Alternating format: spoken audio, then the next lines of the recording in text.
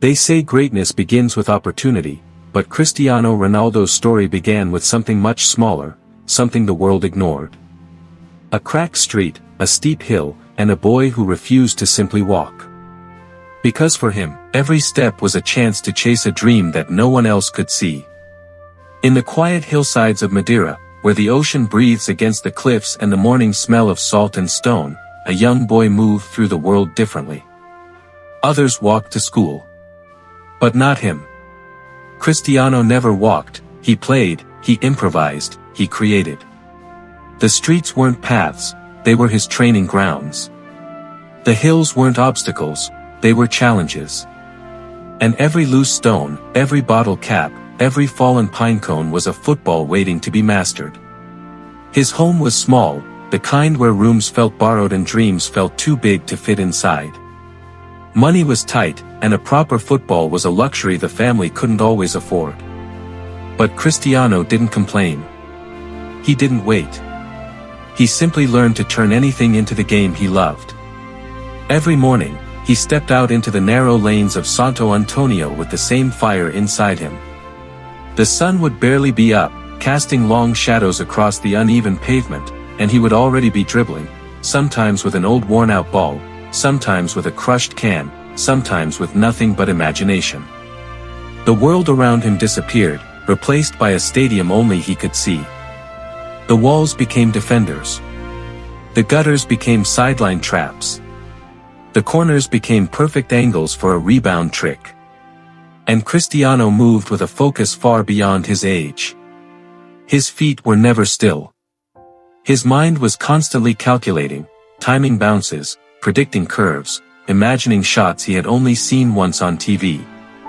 When he kicked a stone, it wasn't random. It was a test. When he chased a pinecone rolling downhill, it wasn't a game. It was training. Every slope sharpened his balance. Every bump tested his control. Every fall strengthened his resolve. One morning, after a long night of wind and drifting leaves, Cristiano stepped out and found no ball waiting for him. His old football had finally given up, its leather torn, its shape gone. But just as disappointment began to settle in, nature gave him a new challenge. A pinecone dropped from above, bouncing awkwardly on the pavement before rolling crookedly down the slope. To anyone else, it was just a piece of dry wood. To Cristiano, it was opportunity. He dribbled it instantly, adjusting his rhythm to its unpredictable movement. The pinecone didn't bounce straight, didn't spin evenly, and didn't behave like anything a player would choose to practice with. But that was the point. It forced him to react faster. Think quicker. Move sharper. And he embraced it with the same passion he gave to everything else on those streets. Soon, the pinecone picked up speed, rolling down the hill with a wild, uncontrollable spin. Most kids would have let it go. Cristiano chased it. His legs pumped, his breathing quickened, and his shoes scraped against the rough pavement as he sprinted after it, not because he had to, but because he refused to lose. The world around him blurred. The hill fell steep. The cone kept rolling. But Cristiano was faster. He lunged forward, stopping it with the precision of a defender blocking a last-second goal. Dust rose around him. His heart pounded. But his eyes held a fire only destiny could recognize.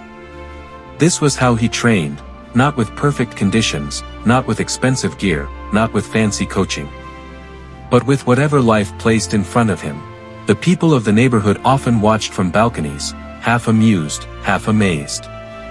They saw the skinny kid who never stopped moving, who attacked every morning as if it were a final match, who turned the streets of Madeira into his personal academy.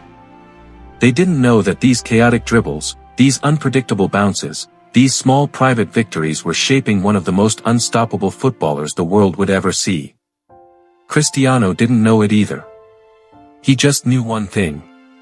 The ball, whatever form it came in, must keep moving. And he must keep chasing. For him, joy was motion. Purpose was motion. Life was motion. And that motion carried him from stone to pinecone to a real football.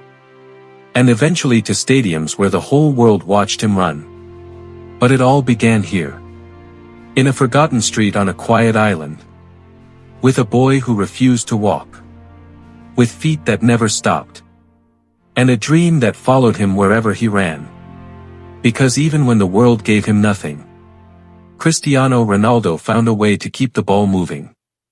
And the ball never stopped.